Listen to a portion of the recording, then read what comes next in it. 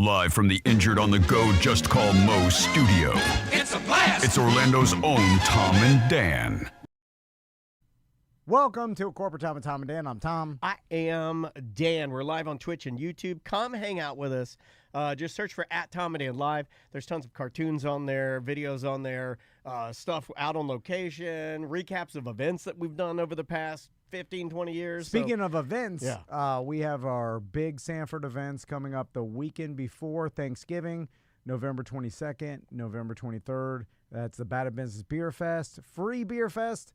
We've got live music, tons of different craft breweries, some THC beverages now some that are popping up. vendors will be out there wandering Tons around. of it, a lot of our sponsors are going out, and it's Latex free. body painting. Yeah, first. I lied. I don't know if that's there. We should do that. Would Sanford allow?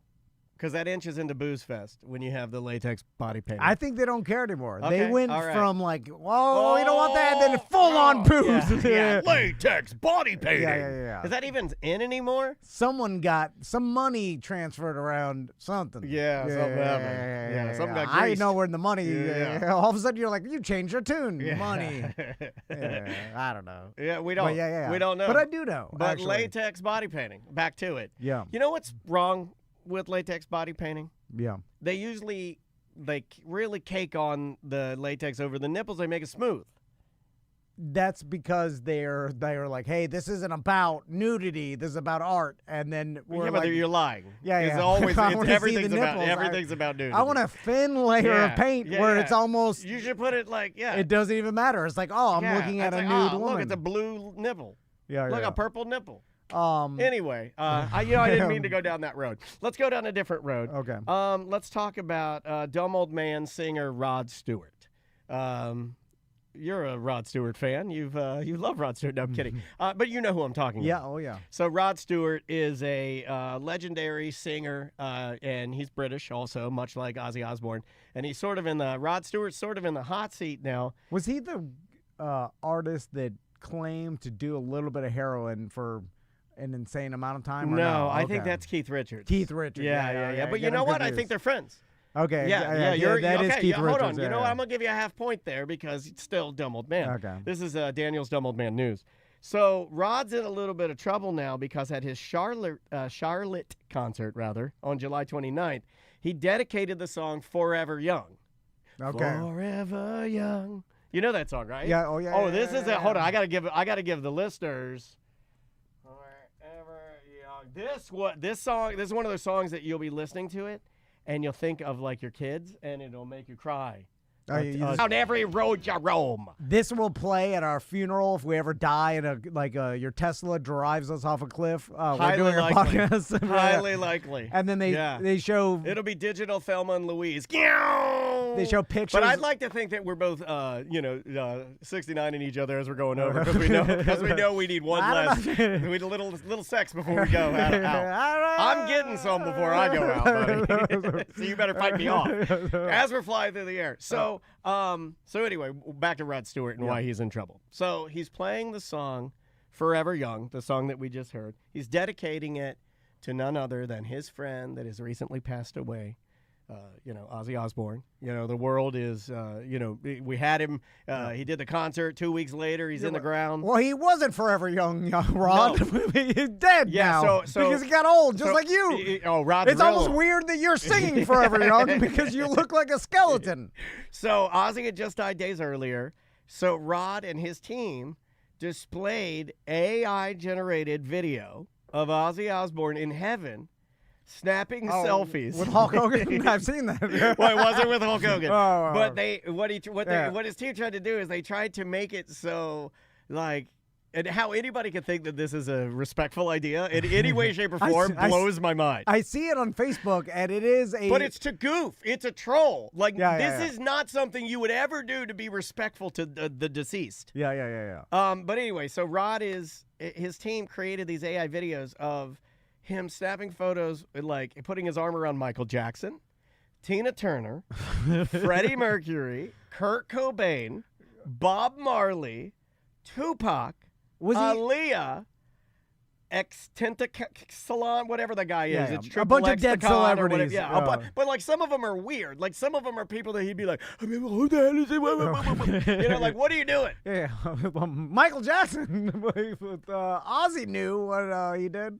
Anyway, yeah, it's but I love a dumb old cheesy. man trying to use technology. Like, oh yeah, use AI. Don't use AI. I blame his technical team and his people for this because I feel like Rod Stewart, he wasn't directly involved in this maybe, but if he was, That's why you get a lot of this though, right? Yeah. Because that is corny, cheesy BS. And some of the fans' reactions were, quote, man made horrors behind my comprehension. One person said. Yeah. One person was quoted as saying, that's the craziest, most disrespectful S I've ever seen. And then somebody said, and this is a weird one, somebody said, Prince was 100% against this type of technology, very much so in poor taste. But then didn't we use a hologram of Prince at the Super Bowl at one point? So was he against that type of technology? And he probably would have downvoted the hologram, right? I think you guys better get your story straight. Yeah, well, they're just doing it for money. They're just like, put the AI of Ozzy hugging Hulk Hogan How now. does that They're make both your dead. concert any better, though? You go to see Rod Stewart, and then, Dude, there are some tone-deaf people that just want... I think it's laziness mixed with people that are like, just put... Yeah, it's the latest thing. You just do AI Ozzy hugging Kurt Cobain. It's fine. I see it on Facebook all the time, so people must like it. Which is kind of true because when you see it on your feed, it means that... You're interacting with it. No, liking and interacting are now the same thing.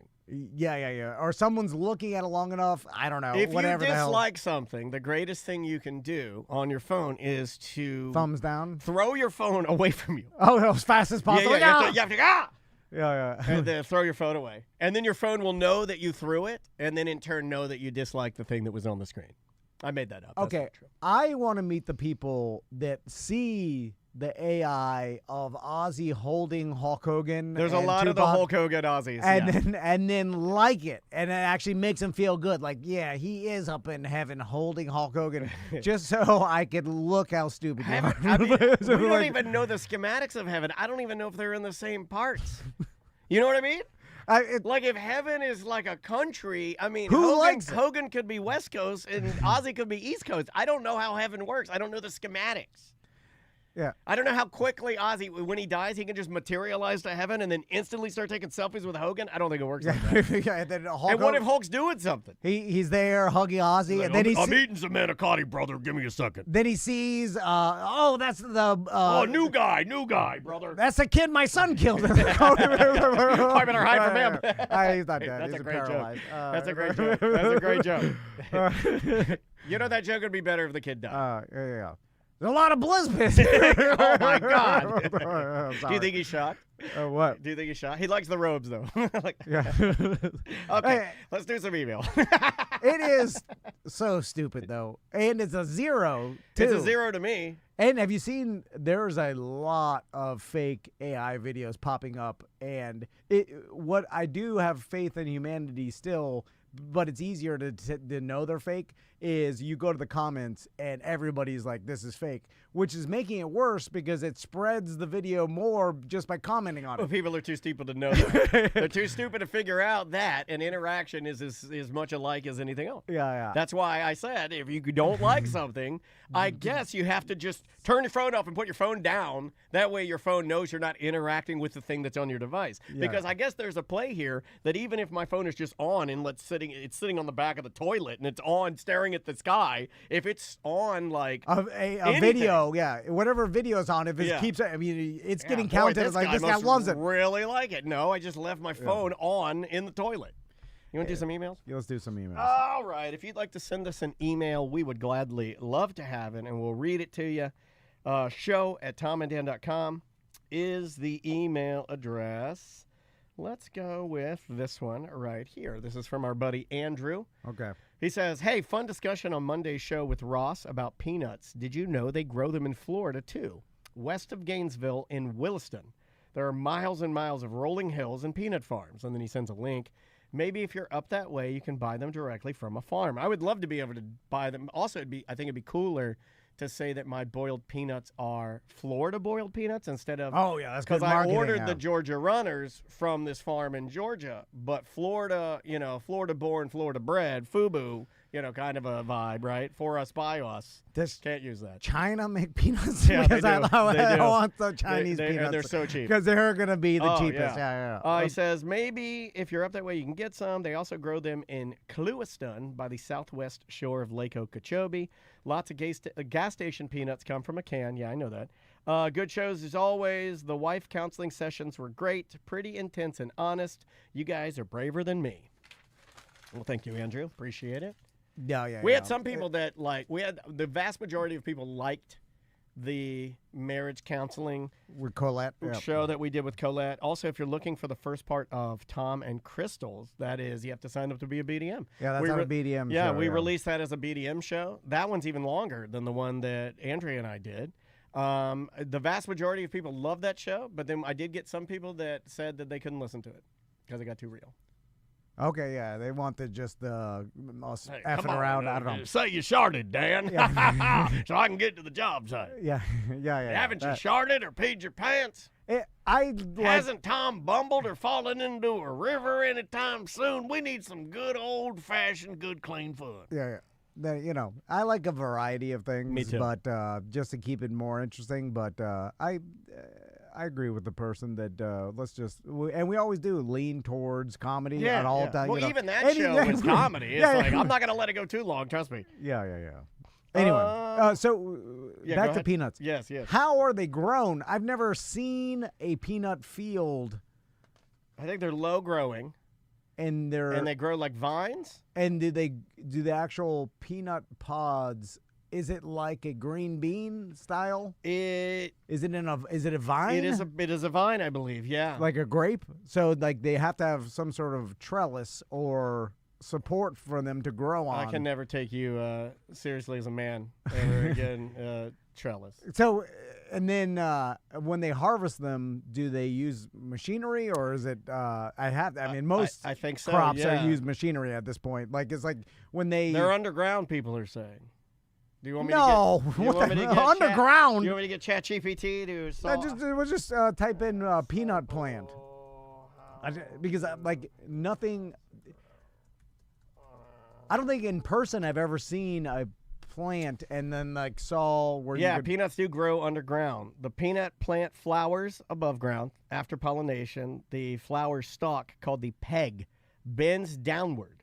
Then the peanut grows through the earth into the ground at the tip of that peg, and they're technically not nuts. They are legumes like beans, but they grow in the dirt. So they grow underground? Why have I never knew that. I don't think I did either, and I'm sitting there boiling. I've been boiling them for years. I don't think I ever knew that. I knew they didn't grow on trees. Look, we're not that. I don't want to take the L. I'm not taking the L on this one. It grew like a grape or something. I always thought they grew. Or a green bean. I always thought they grew flat, because I've seen the rows of them, but I didn't know they kind of dipped in to get into the ground. But it makes sense because when you look at them, they're dirty. Okay, so they grow underground. And apparently, I don't know why I never knew that. Apparently, Florida is a great spot to grow peanuts because they like the heat. Okay. Yeah, and we got good ground for it. So I'm going to go on a peanut hunt. I got to go to Williston, Florida, I guess. I want to grow now. Can you? You could do a little row of peanuts if you wanted to. But you need a lot of them, right? That's why they do fields and fields and fields of them. So the peanut is the seed. I know I should know more about this because I like plants, but I don't know much about the actual, fruiting and vegetable plants. But no, I mean these are legumes.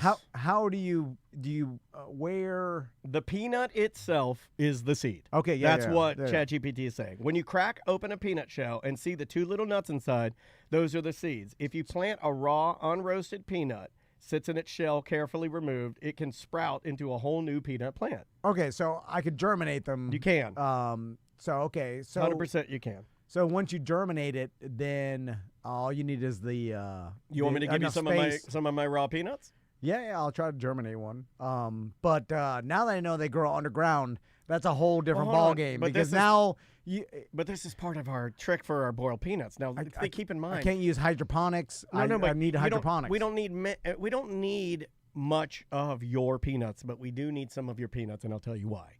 Back in the day, the rock band Kiss did a comic book where the legend was that they put a drop of their blood into the ink of the comic book. You've heard this stupid story a lot. We did that with a little bit of pee-pee. A little bit of pee-pee. That's where you got the dumb idea. All we need is a few of your peanuts to go in my boil. Then we can say that they're homegrown at Tom's farm. Yeah, but one of these. Hey, I'm not gonna say, like, don't say, you're sharing too much. Just say hey, grown at Tom's, homegrown by Tom. How about we just say that and I do nothing? You know what? I'm okay with that. Yeah. I'm good with that. Anybody vote? Let's take a vote. Quick vote. The motion passes. Because I do like doing a little bit of work for a big lie. Just like, I don't even want to do that. Like, we're already lying. Let's just do all lies. I don't want to do any work. Let's do a voicemail. All right. We got some good voicemails, too. And if you'd like to leave us a voicemail, tell people how they can do that, my friend. Well, I don't know. Okay. Back to me. Go to the app, and you can send us a message straight through our app, and you search Tom and Dan Super in your easy. app store. Or you can call if you don't have apps, or if you have a landline like an old man, you can call 1-844 TOM and They screwed you up because I started looking. Well, then I started looking too, and then I got to the ampersand, and I'm like, "How do you say that, you moron?" Yeah, it's 1-844-866-6326. How many people, if you polled them outside, if you said, "Are peanuts grown underground or above ground?" How many people would get it right? I think. More than 50% would get it wrong. You got to go more vague than that because that's a 50-50. You have to say, how are peanuts grown? Yeah, I think they won't get it. I think 75% of people get it wrong. I didn't know it was in the ground. I knew it was flat. I said they grow low, but I didn't know. Yeah, they grow like a carrot or a potato. They literally grow underground. How do you know they're ready? We need to talk to a peanut farmer. We do need a peanut farmer. I'm going to work on this because I love peanuts. My family loves them. Dude, I have 50 pounds of Georgia runners being shipped to my house right now. They're in the truck, making their way. Now, I will say peanuts are the garbage nut. They are. They're bad for you. And they're not because from you know why? Because they taste the best. Yeah. It's a junk food. It's the junk food legume. So you're supposed to have a little bit of healthy fat in like your morning smoothie or whatever, but they say don't use peanut butter because it's the most unhealthy butter. Do you know what Andrea does? Use cashew or any other. Do you know what mixed Andrea nuts? does? Yeah. It's like a next level gross. Andrea squirts water into a little bowl, and then she puts like 2 spoons of that PB2, and then she like stirs it over with her finger. I'm not doing that. What am I, a goddamn animal? I'm not doing that. I'm not doing that. I either give me full fat or give me death. I'm not doing that. This one's on the topic of boiled peanuts. Good morning, Tom and Dan. I'm just listening to your repeat of your show on Real Radio, and listening to you guys talk about peanuts. As somebody who really loves boiled peanuts, there used to be a guy named Dave that used to park underneath the highway over in Apopka, Dave's Boiled Peanuts. And he would call the accoutrement in there, and they were delicious. They were so good. I would drive there on a Saturday all the way from Altamont just to get them delicious boiled peanuts. But he is no longer there. So the new guy is it's over Longwood Farmers Market. His name is Earl. He advertises on Facebook, Earl Slapping Peanuts, and they are delicious. Earl Slapping Peanuts? Okay, I like the name. He literally sells out every Saturday at that market because of how good they are. Absolutely delicious, good price, just amazing boiled peanuts. If you get a chance, Dan, I know you don't go to a lot of farmers markets, but I'm telling you right now, if you go to Earl, you're going to be very pleased with what he has to offer. Absolutely delicious. Other than that, have a great day, guys. I don't know if you'll check this, but... no, we got you, buddy. We got you. I figured it out. Delta 9 Boiled peanuts. peanuts. Oh, why did you say? I have to cut that out. I have to cut that out now. I'm so mad at you right now. Why did you say that? We infused it into the water. Space and nuts. then Dude, they're space nuts. And then space nuts. Yeah, we do space nuts. Space boiled nuts. peanuts. Take it to the goddamn moon. It's goddamn too. We leave. It's space nuts. Take it to the goddamn moon. Yeah. Boom. And then there's like an astronaut, and he's holding an AK. Yeah. American space nuts. Yeah. It has to be. And then he's with the American flag in the moon. In the moon. And then he's got an AR. Yeah. And space AR. Yeah, it's white. yeah. It's white. Same thing. You just spray paint. He it. lifts his visor up. Eyes are red. That's how you know. Yeah. All right. Space nuts. Take it to the goddamn moon. Yeah. I like this. How am I going to infuse my peanuts with Delta 9? We just put it in the water, and then it boils it in there. I don't know if I don't know anything about the boiling of Delta 9. You don't have to know nothing about Delta 9. It's just ask ChatGPT. Can I infuse my peanuts with Delta? If you just put some liquid Delta 9 in Can you imagine if we had this when we were children? Remember when the anarchist cookbook was like a big deal, and all the like I had a satanic friend at DeLand Middle School. My satanic friend Marvin, he had the anarchist cookbook, and we all kind of, he's like, everybody had that one satanic friend where you'd keep him arm's length, but he was cool. You liked him and everything, but he was always into the occult. He always carried little paintable figurines in his pocket, and he was like, you could tell he was just like, a weirdo. He's a weirdo. He's going to do bad stuff later in life. You just got to tell. But imagine having ChatGPT now. You just go to it, like, make me a bomb. It'll tell you anything. It was funny because, like, the internet basically, there used to be, like, secrets, like, oh, you can't publish this book or you can't find this, there's information in there. And then the internet is like, oh, everything, all free information. Okay. There's no more hiding anything. Okay, ChatGPT is just breaking it down. Hey, Dan, if you want Delta 9 infused boiled peanuts, and then it remembered my recipe, and it just listed my recipe, which I'm not going to say because I'm not giving you that for free. And then at the bottom it says, use Delta 9 THC oil or a tincture. Please make sure that it is already decarboxylated. That's all we need to do. Well, I don't know what that means, ChatGPT, so I'm just pouring it in there. All right. I don't get. It doesn't even matter. And it's cottage food laws. Like, it doesn't matter because, cottage food laws, you're able to just do that in a consumer kitchen. No, It's no big deal. No big deal. Yeah, well, I'm not getting the government involved. I'm not getting nothing. It's all about the marketing. The AR astronaut red eyes. Oh, look at it! Look, we got like 15 more people that aren't in chat normally that just popped in here to give me a recipe. You potheads, you could help me with this. Yeah. Well, we should make this, right? I mean, THC infused boiled peanuts is not a bad. I've heard worse ideas. Yeah. Also, I feel like the fat in the peanut will activate the THC that your body is going to create when it ingests the Delta 9. Yeah, doesn't a little bit of fat typically make you a little more high? Or No. Anyway, all right, keep that under your hat. If you are on THC and you have something fatty, I mean, you are to the moon for that. Yeah, take it to the goddamn moon. Your liver starts just infusing it into your blood, and you're like, Yeah. The whole chat room, everybody says it's a great idea. It's the first time you've ever said something that people are like, "That's a goddamn great idea." It's been a good Tuesday. Yeah, man. You're doing you got a lot of sleep last night. I could tell this morning. It's random. It just spikes. It's like Alzheimer's. Sometimes I have thoughts. Yeah, sometimes you remember your family. You're like, "Oh, Pop-Pop's doing good today." I remember the good times. And then you're like, "Oh, he's back to normal. You can't do nothing." Let's jump into this one right here. Now, I'm gonna preface this one. You're having a good morning. I don't want this one to make you mad. No. This guy's trying to make you mad. This one made me laugh out loud. Hey, boys, I cannot tell you how many times I've heard Tom complain about not knowing what to ask guests. I have never heard you say that. And I'm being honest. Well, I have never heard you just sit. You're like, I don't know what to ask these people. We always come prepared. Yeah, no, he's heard me complain about it. That is true. Because I'll complain about not knowing what to ask them, but I'll always ask them something. He continues, especially comedians after the initial interview. I thought I'd offer some advice. No. Like them or not, Opie and Anthony at one time may have been as big as Howard. What made them trailblazers was that they wouldn't have comedians in and interview them. They wouldn't have comedians in and interview them, occasionally resulting in comments having to blow through their bits. They would just let them hang out. most would eventually fall into place and open up to the others on the show. And the ones that didn't wouldn't be invited back. This is what we. This is what we do. Yeah, I'm so mad at this and then he person. says this made it like a loose hang and like just turning it into a couple of friends talking on a podcast. Comics will settle in with you guys and stop worrying. Relax, he says, and he says, just thought I'd lay it out there for you. Just my 2 cents, trying to help. Oh, God. I'm so mad at this person.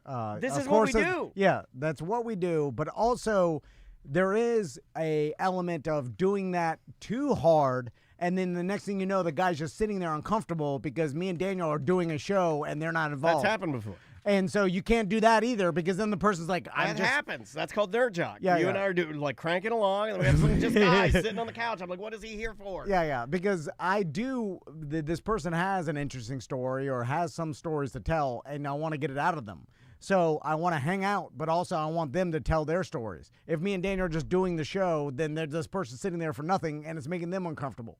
So there's got to be a hybrid between both of it. You know, like also Opie and Anthony are doing some a traditional radio show where there's segments and then you're just chugging along and you'll have them in for multiple segments and then they're bringing up topics and then they're having the comedian talk about it. Yeah, you want to sit in for Whip 'em Out Wednesday? Hey, everybody, we're going to have Jim Norton sit in for Whip 'em Out Wednesday. We're doing a longer form podcast, which is a more popular form of interview proven by... I'm not going to defend myself. To this you know well, what? I'm just trying to I'm say, not doing it. Yeah. I'm not going to defend. That's my new we're thing doing in an 2025. hour. I'm going to stop defending No breaks. me being a good broadcaster and all these knuckleheads that email me and tell me what they do now. I'm over. I'm a 50-year-old man with a big-ass beard and long hair now. I don't care what you think, so you can shove it up your ass. Me and Daniel put a lot of effort into making the interviews with comedians good. That's why I'm bitching about it. I'm bitching about the effort that do better. We always want to do better. Well, but no, I want to do nothing. You see what I'm saying? I'm inherently lazy. I don't want to do a bunch of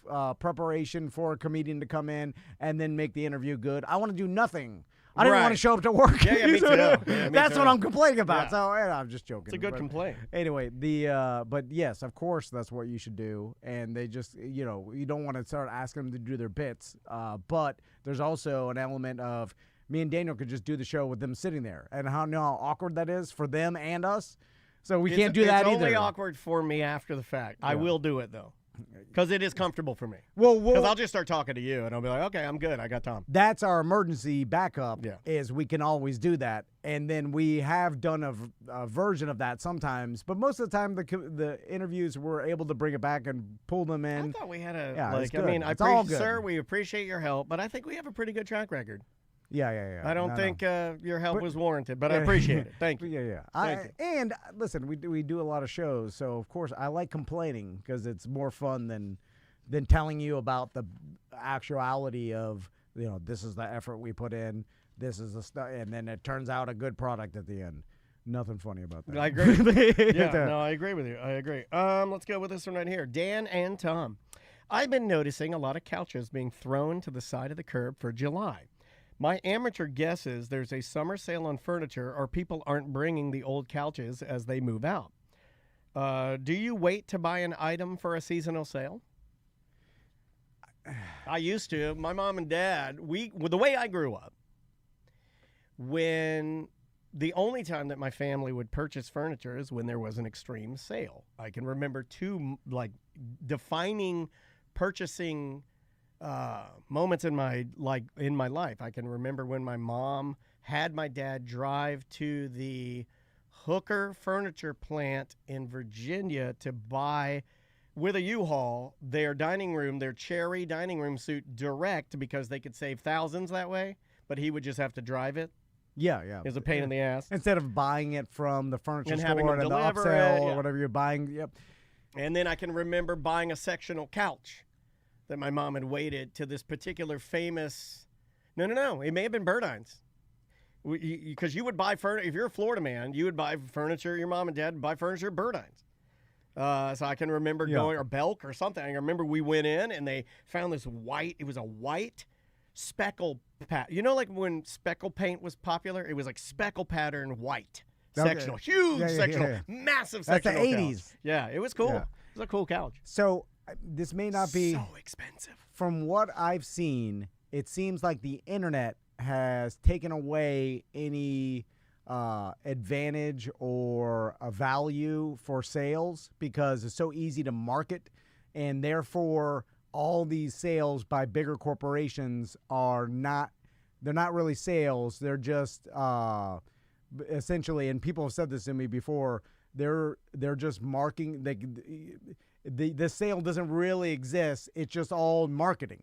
So that's IKEA's. That's the IKEA sort of that's the Ingvard model, because that's why they don't really run sales, because they're like, no, the price will always be good. Sales are it's all marketing. It's BS. a manipulation. Yes. Yeah. So like there's not finding a good value anymore if you're buying it through the company. There is buying it secondhand and stuff, because obviously the person is not working like a giant corporation. Correct. So they are giving you a value or giving you a huge discount.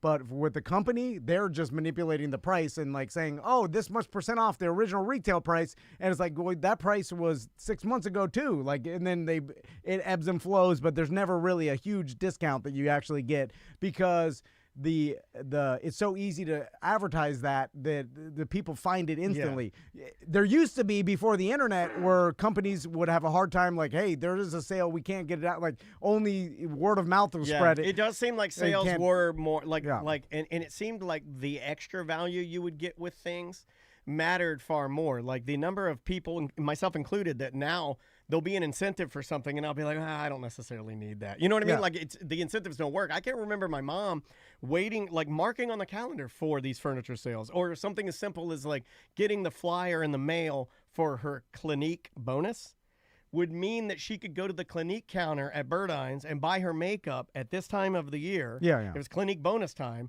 and then she could like bring back her old makeup, and then they'd give her they give her money off. Yeah. And it was like a thing that was like marked on the calendar. I remember as a young boy, like, oh, we're going to the mall because it's Clinique bonus, because those incentives did matter. But yeah, because that was all they had to market. Yeah, now it's all done. It was a flyer, dude. It was a flyer in the mail. Yeah. So you get a flyer in the mail. If you remember Clinique bonuses, I'd love to get an email. If your mom did that, you get a flyer in the mail. My mom scream if she got it. Oh, it's that time. We got it. Yeah. Going to get my makeup. It's all different now. Anyway, let's take a break. Yes. We'll be right back with more Corporate Time. Welcome to A Corporate Time with Tom and Dan. I'm Tom. I am Dan. We're live on Twitch and YouTube. We'd love for you to come hang out with us wherever you get your podcast. Search for Tom and Dan at Tom and Dan Live. Mark your calendars the weekend before Thanksgiving weekend, November 22nd, November 23rd. That's a Bad Business Beer Fest and Sofa and Suds. I'm telling people early just so that they know that weekend is completely free, and it's a free giant beer fest with live music, and then the next day is the Sanford couch races. Number one question is, are we still doing it? Yes, that's a resounding yes. In fact, it's a lot of work. Yeah, well, these are the only events that Tom really likes to do, because the other ones are a giant pain in the ass. And this one's the biggest pain in the ass, but it's our biggest events, and we like doing these. So. Yeah, and it's already established, so it's easier. Paul and the Sanford crew helps us put everything together, but it is. Oh, yeah. I heard a little. What do you got? What do you got in there? I talking too much, and then I was flimmy. All right. I did get off diet sodas. I saw some memes saying, like, diet sodas increase your Alzheimer's by 250%. I'm like, what? Well, if that's the case, I already have Alzheimer's then, because honestly. And I'm like, what is this? I drink 600 diet sodas a day. And then there's some doctor on TikTok saying that, and I'm like, are you a real doctor? Hey, they're not. Nobody that says anything about it. I had a guy this morning say it's not that hard to become a doctor. I had a guy say this morning that my full hip replacement, he's like, that's minor surgery all day long. I'm like, they broke my femur, you effing moron. It's like minor surgery. I couldn't walk. Yeah, that seems like a major surgery. It is a major surgery. People don't know what they're saying out there, Tom. There's a bunch of stupid people out there. But today, our guest is not stupid. Our guest is not stupid. We do have a guest. We do have a guest. It's Weird Job time. I like to write. Well, you've kind of forced me into a prison of writing songs every Wednesday. So without further ado, a brand new song that reflects my attitude towards cruising on the open seas.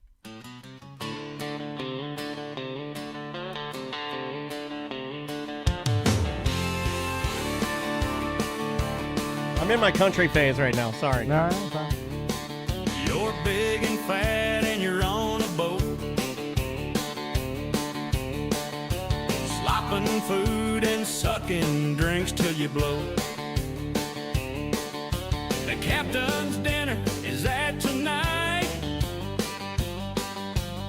I've got a sunburn and my hate dudes are way too fucking tight. Cruising is for losers, losers just like me. I love my Bud Lights blazing hot. It's another day at sea. I got midnight pizza, diarrhea, and a pocket full of ecstasy. Cruising is for losers, and the loser here is me.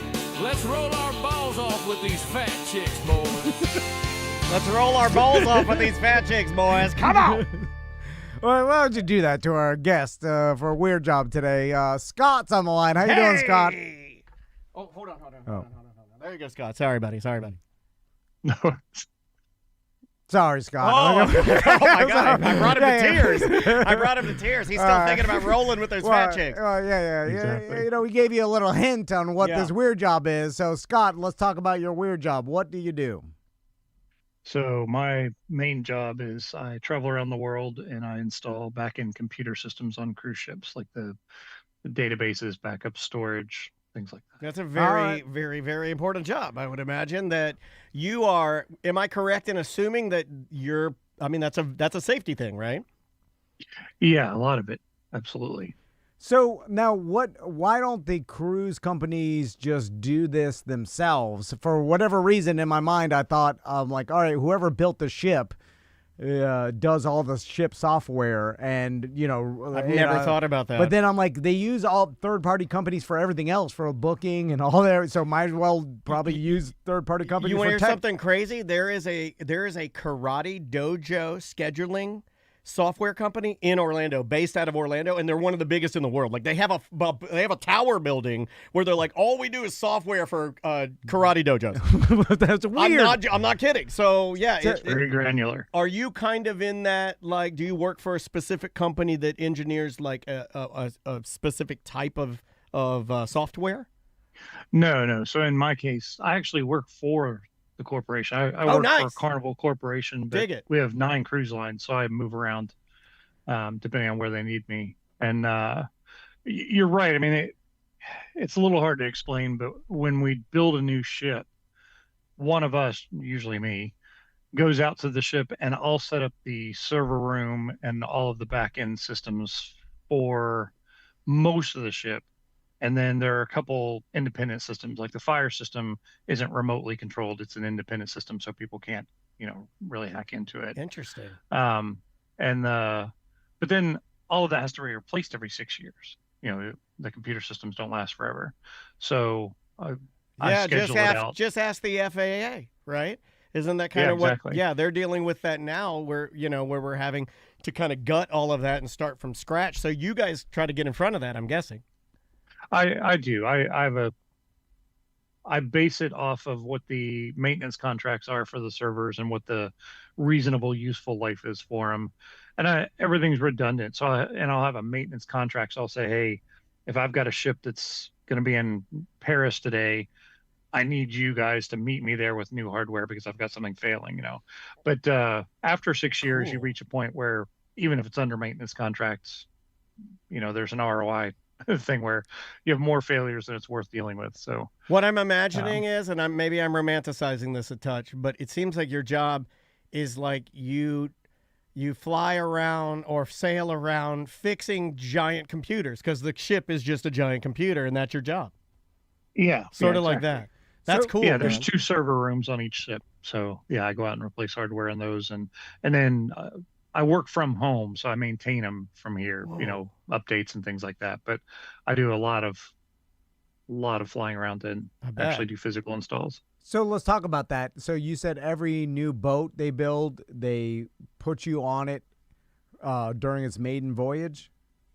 Well, no. So I go out to it starting about 2 or 3 months. Like for instance, at Holland America, where I've done every system on every ship in Holland America.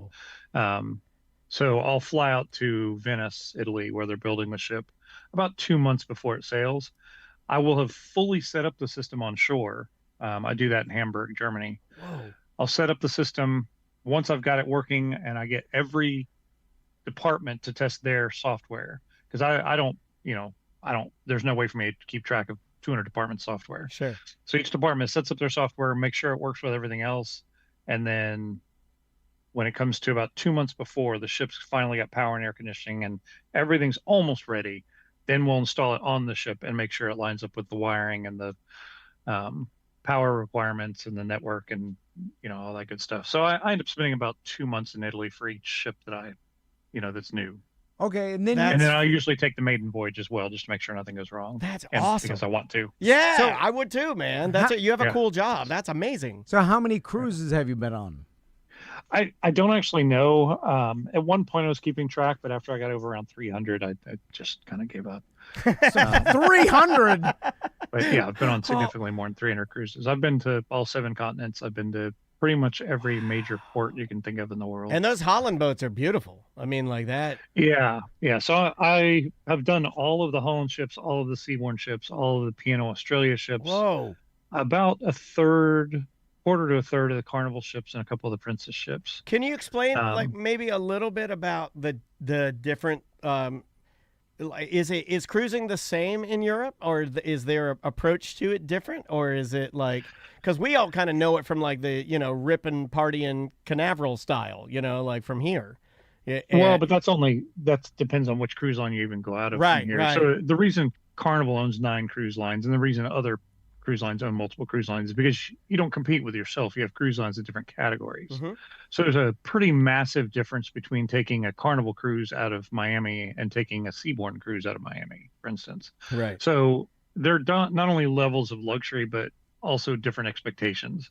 So a Holland America cruise might be 70 days long.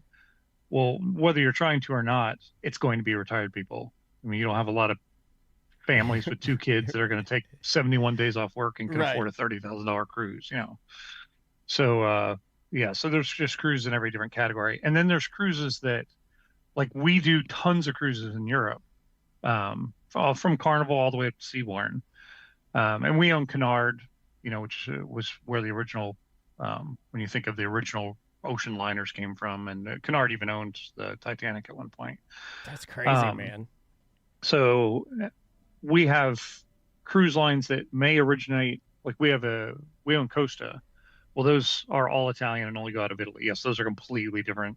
They're still party ships, but they only speak Italian on them. And Gotcha. they're, if anything, a lower level of luxury even than Carnival is. Right. So Scott, Yeah, and so How do you but get then in? if you get lines that are out of Europe specifically, like Viking river cruises, those are going to be very different than a cruise out of here. How do you get into something like this? Like to back up a little bit, like were you always into technology and computers? Were you always into like doing that sort of thing and you just happened to land in the maritime aspects of it, or are you a boat guy? Well, I'm a boat guy.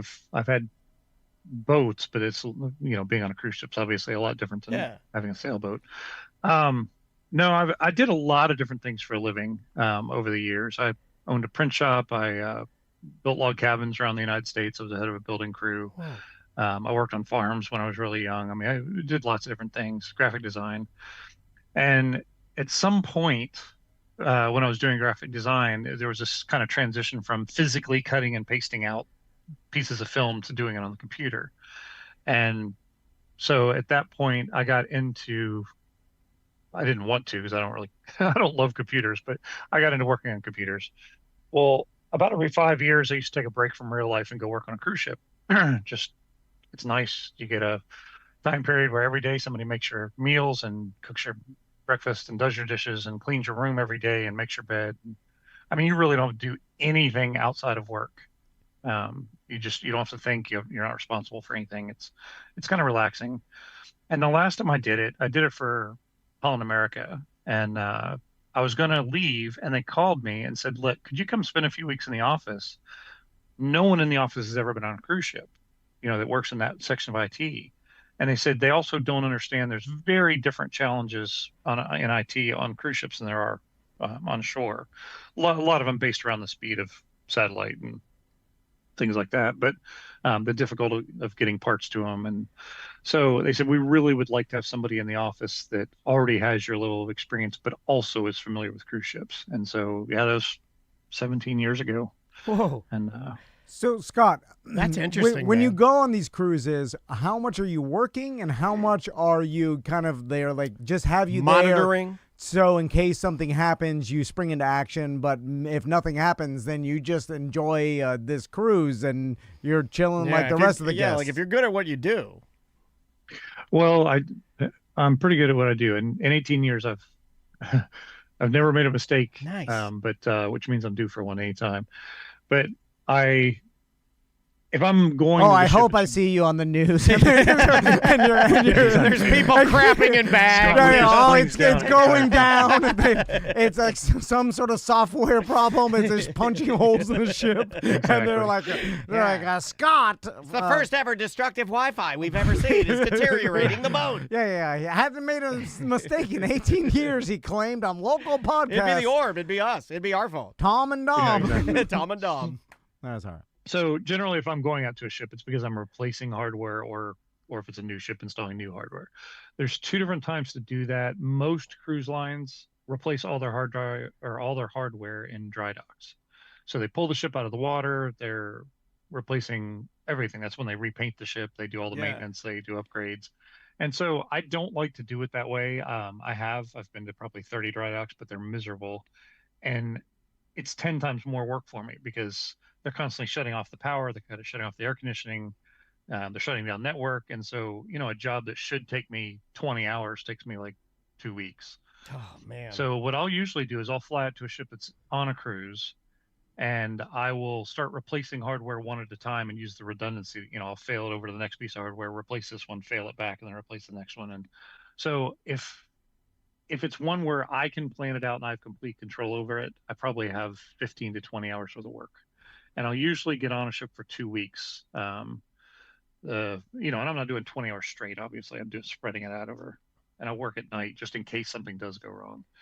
But where do they put you up? Do they put you down there with all the little guys I see smoking on the back when I'm sitting in my penthouse? I'm looking down there. There's a bunch of guys in white jumpsuits smoking cigarettes. And you feel kind of sad. You're like they're working to send money back to their families. That's a whole, it's like, I think one of them pointed at my margarita, except for me to throw it to him. Anytime you're working to send money back to your family is never good. It's never good. And then you feel sad. You're like, I'm living the life of a king, and this person's sending money back to their family. Is this some sort of slavery situation? Yeah, where do they put you up? No, I always get a guest cabin. Do you pretend to be a guest? Do you wear a flowery shirt and stuff? Or are you blending in or? Yeah. No, I just wear regular clothes. Cool. So I don't, I'm not working awesome. as an officer on the ship, so I don't have to wear a uniform or anything. That's cool.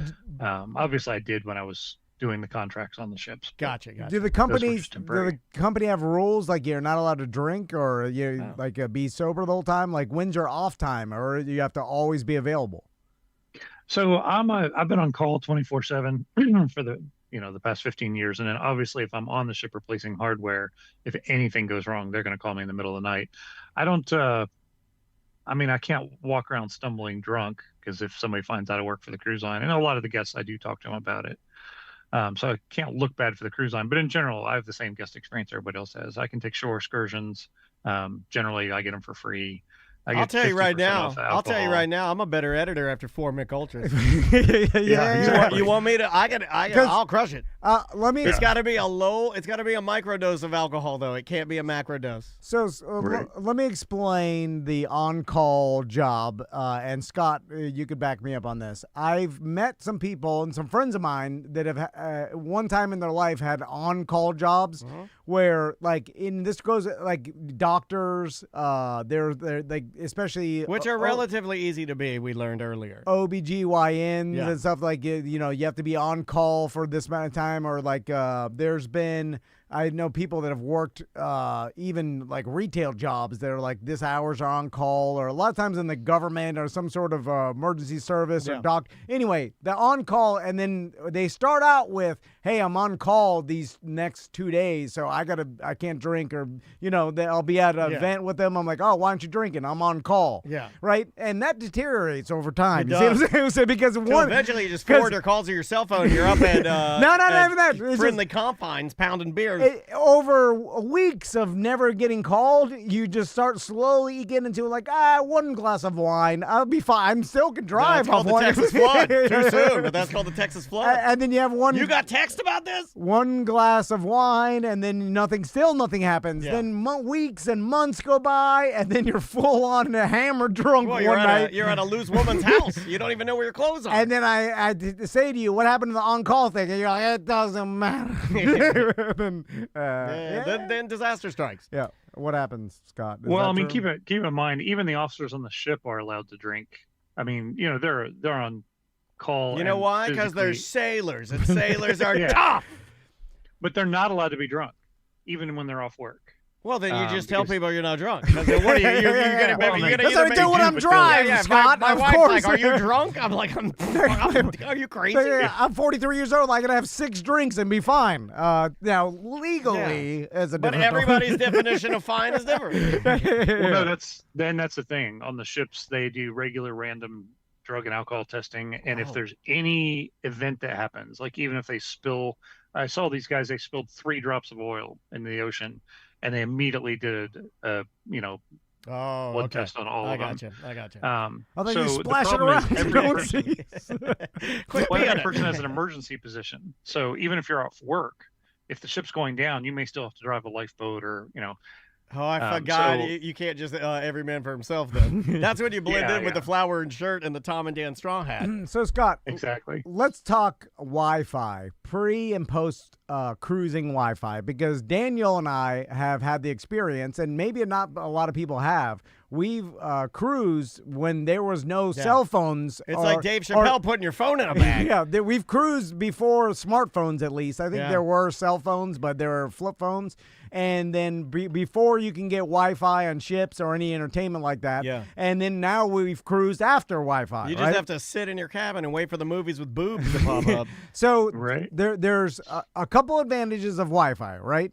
You don't have to send your kids to the cruise kid entertainment anymore. You just put them in the room and get them on Roblox. But I'm not sure that's helping them. And- But I'm with you. I'm with you know what I'm yeah. saying? Like, so, Yeah. I mean, 'cause it's more convenient for us. the last Tom and Dan cruise I went, like, you go by the kids areas, it's a ghost town. Yeah. All the kids, including mine, are in the cabin just playing Roblox or whatever the hell. They're all watching isolated YouTube. in their own little digital world. It's great. Yeah, they're in their own digital world, which allows the adults to party and just put your kids in the room, and that's great. It's never been easier to ignore your kids. Second thing, porn now. You got Wi-Fi porn, Yeah. which we're all looking at in our rooms, and instead of having to rent these weirdo videos on the TV, which they still have, by the way, it's awkward. And then And they're softcore, too. I rented one. so those 2 things are great. The bad thing is it used to be, and there was a small time where we had smartphones but no Wi-Fi on cruise ships because Yeah. it was few and far between. So you'd have a time bomb in your where, pocket. where once you got out to Oh, sea, you better turn that thing on. You better have that thing on airplane mode. But it was also it was free. It was the time where the world cut you off from having your cell phone, and you felt free. And it was like, oh, no one can call me. I have no access to the outside world. I get no emails. I am cut off. Yeah. And you were forced to be, which felt good, and which people pay for now. Like they pay to have people put their cell phones in bags. You know what I'm saying? But there was a time where it was just like, hey, there's no Wi-Fi no in this thing, cruise yeah. ship, so there's no cellular service, so you are cut off from the world, and it felt good, and it was healthy, and it was cool being cut off, and now Now, Ricky says, I think most cruise ships Wi-Fi blocks adult sites. Incorrect, No, sir. no, it does not. Incorrect. You do not. Then you've never been cruising. Yeah. And look into my eyes. Look into my eyes. Daniel Look into knows. my eyes. I'll die on Yeah. Daniel's word on Yeah, this. yeah. I'll die on it too. Anyway, long story short, Scott, my long-winded question is, Wi-Fi and keeping that up and running now seems like the guest's number one concern, because I remember when my Wi-Fi went out in the last Tom and Dan cruise, I was like, what the hell? This stinks. Well, it's expensive, too. Yeah, you do pay a premium if you want the good Wi-Fi, and I always get the good one. And it seems like that's made your job harder because that's a number one concern. It is. I mean, luckily, that's more the network guys have to deal with it, but it's the first question every single person ever asks me. If I'm on a ship, I'm sitting on the back deck smoking a cigar, the guests find out that I work for the ship, and I'm in IT. The very first thing is always that. But the problem is... What you're saying on the average Joe of questions? That's the greatest thing. Hold on, I get the camera on me. Me and a bunch of cruise slobs think of the same thing. Sorry. Yeah. Well, I mean, but you wouldn't, but you don't have the cojones. You do, but you don't. Like, you're not going to bother this guy when he's smoking a cigar. If he said, I'm in IT, you're not going to go, well, excuse me, can you boost my Wi-Fi? Yeah, that's everybody's question. So, until Starlink, the problem is there were only a very small number of satellite relays IT stations, and they were all right over the equator. So you've got to bounce off of the satellite and down to a station somewhere on Earth. It browses the internet for you, sends the signal back to the satellite, back to you. Well, since they're right on the equator and they're geosynchronous, they're very far away, and the speed isn't so much a concern as what they call latency. So you might get an ultra fast thing coming to you. And so on streaming video, it's great. If you've got something that has to go back and forth, it takes so long. If you picture throwing a ball and bouncing it off of a wall, the farther the ball gets away, the longer it takes to get that ball back. So, and then of course, there were so few of them and they were all full. So the satellite companies could charge whatever they wanted. So when you think how expensive it is to get internet on the ship, they're selling you that you're just partially subsidizing their costs. They're selling it at a loss. I mean, the cost of getting internet on a ship is so astronomically high and the speed is so low. The cost is actually there to keep fewer people on it. Interesting. And I've always wondered how you guys balance the amount of devices and device IDs that are searching for the internet at one time. Everybody on the cruise ship, right? It's got to be like, and I think about this at festivals too, but my first one is cruise ships because everybody wants to talk to their grandma and text this, that, and the other thing. Or just scroll reels. So how do you... on vacation, which is sad. Which is sad. You're sitting in your room scrolling reels. You're in a cruise ship. I know. Go see a show. In the Bahamas. Go see a show, you know? I like sitting in Aruba scrolling reels and just outside your window, you draw the curtains. You're like, I don't even want to look outside. So I do always tell people that. My friends go on cruise. I'm like, don't use your phone. This is your opportunity to not use your phone. If you're going on a cruise and you're spending all your time on your phone, you've wasted the money on your cruise. I mean, you know. Well, I'm addicted to it. You can tell a heroin addict not to use heroin, but it can't stop, Scott. Right. Yeah, I know. So about when I first started 17 years ago, the bandwidth was astronomically low. So essentially, you've got 2,000 people on a ship that are trying to share a connection that's about the speed of a modem from 30 years ago.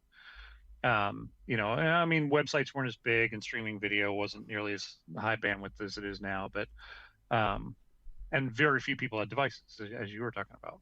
So now, 17 years later, every person on the ship has usually multiple devices, you know, a tablet and a phone, and a number of IDs doesn't matter. So it's really the bandwidth that they're using it.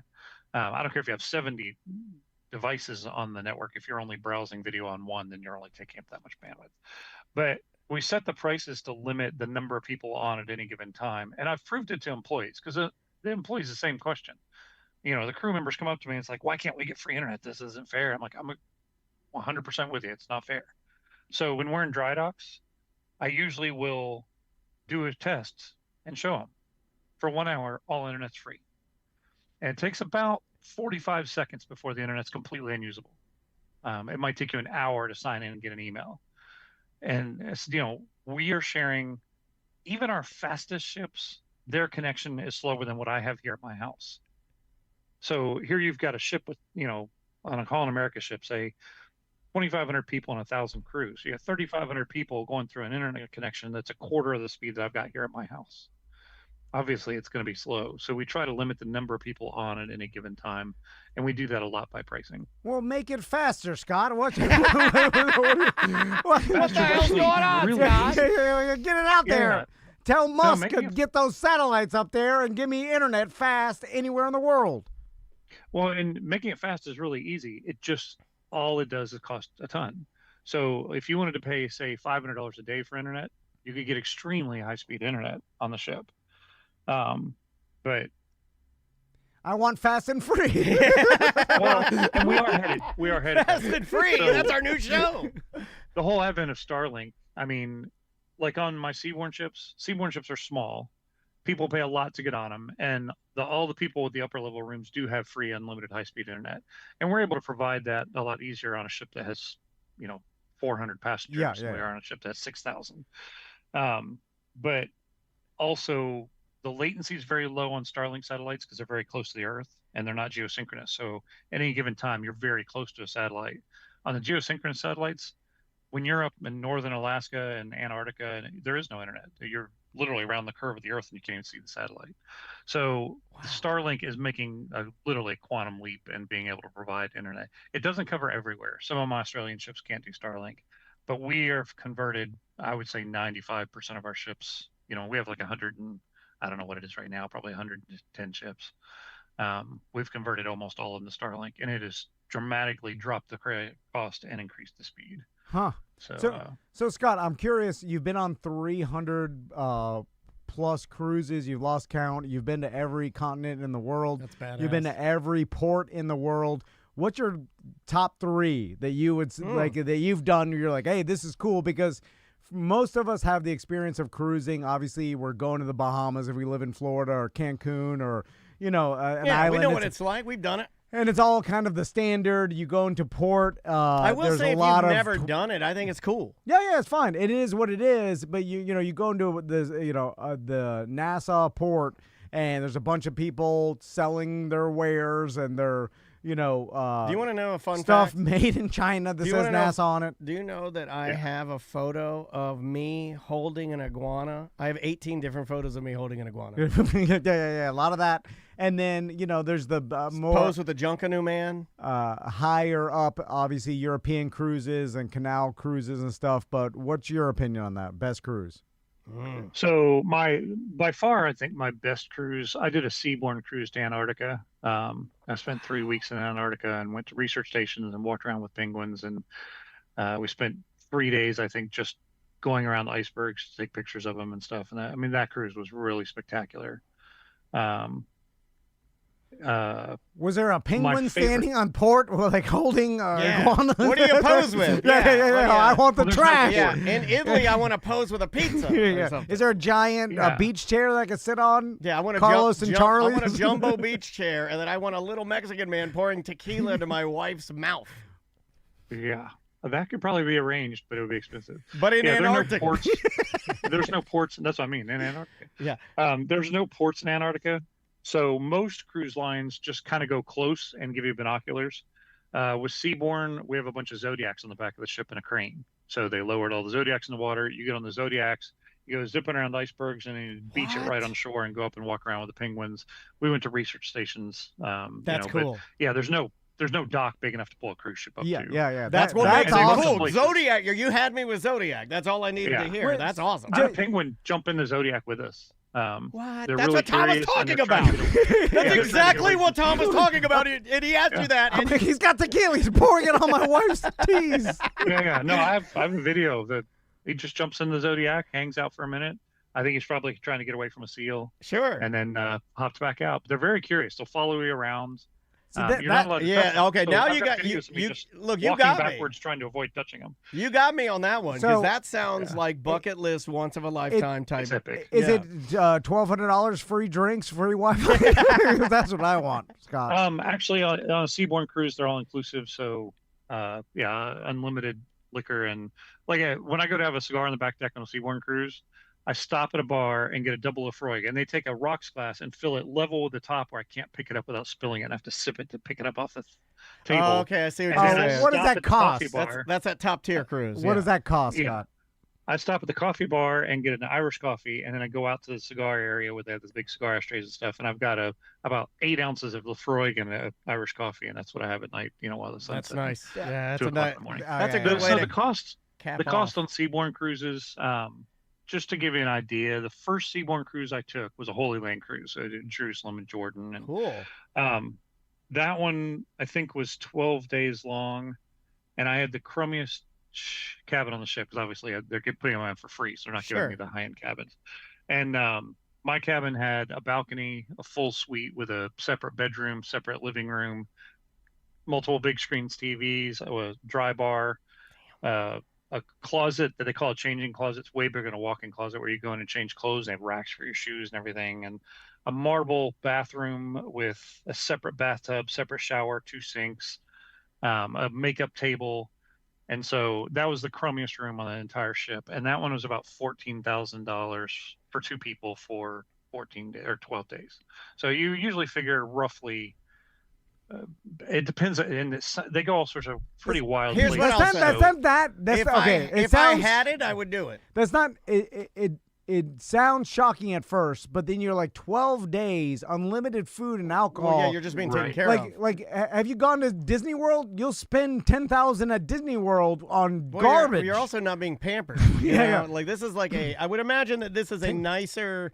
This is like the top tier. Like there's an element of what do you call that? Like luxury. luxury to it. Yeah. And then It's pretty. The sea monsters are spectacular. I mean, I could tell you crazy stories about the stuff that goes on just to make passengers feel like they're having an epic cruise. I love it. But you also keep in mind there's no tipping. You're not allowed to tip. So, you go on a lot of cruises. It's like on Holland America, I think it's $10 to $13 a day per person. gratuity. Or the kind of the minimum tipping. Where on a seaborne cruise, the main dining room is like better than the high-end dining rooms on most cruise ships. Yeah. The high-end dining room is a Thomas Keller restaurant that's like a $500 person meal, and it's free. It's included with the cruise. Right. So, Yeah. So everything is at the end, bespoke the and total cool. cost is not as high as it seems like it would be. You're right. No, I'm in. And that's why they could do it, because you put everybody on a cruise. It's easier to manage and keep costs low. Honestly, that's why we do Tom and Dan Cruise. There's no other way to go on an experience with our listeners with that low of a cost. And Like, keep the cost reasonable. Yeah, like it's true. It's the most reasonable vacation for like almost every family that ever. We have somebody in the chat room that's never been asking like, oh, do you have any advice for a first-time cruiser, or any place to start? Now, what about a lot of them are really good? Because, when I went on an Alaskan cruise, like, it was a cool experience, and it seemed really efficient to see a bunch of places in Alaska, you know what I'm saying, as opposed to traveling around by car myself or whatever other form. And so me and my wife have talked about, like, the Alaskan cruise is valuable in seeing Alaska efficiently, because usually, in a nice way. You're not going to go to destinations in a cruise ship from Florida, because it's kind of like, if you really want to see the Bahamas, fly there and see the Bahamas. Don't go on a cruise if that's your point. Usually that's not people's I get what you're saying. point. So are there any really cool, besides Antarctica, other destinations that you would recommend? So my favorite country to visit, it's a good one to cruise on because it's small enough that on a 14-day cruise you can literally go around the entire country, is New Zealand. I'm a big fan of that one. I'm a huge fan of Alaska cruises. I've taken more than 50. I think it's one of the biggest things for the buck. You should have started with more than 50 Alaskan cruises, because to people that have been on cruises, and I've probably been on, 20-some, and my wife's probably been on 50-some, I've never been on an Alaska cruise. To me, you Alaskan cruisers, Tom is one, you're a 50-timer. Like, I feel like that's the big dog. They are cool. So, and the cool thing about Alaska is it's an amazing bang for the buck. Like, Alaska cruises is cheaper than Caribbean cruises. And I always tell people, don't get on a cruise necessarily to experience a destination, but it's a great way to go back and go, hey, I'm going to go to these 20 places and figure out if there's any I say, hey, I would love to come back here and stay for a bit. And I've stayed in Alaska too. I've gone up and, spent a couple of weeks staying actually in different places in Alaska. But so when you're going around New Zealand, you only have a few hours in a port each day, but you go, hey, this one city, I want to go back to Wellington, New Zealand for a week, or I want to go to Juneau, Alaska for a few days and Ketchikan for a few days. Yeah, you're testing. You're testing the locations. It's a good way to broadly see an area, not really dive in so much. But then, it's the value is like get an idea of what it's about. It's like when you get a White Claw multi-pack and you can try all the flavors. Yeah. It's exactly, yeah, exactly. like that. And very inexpensive.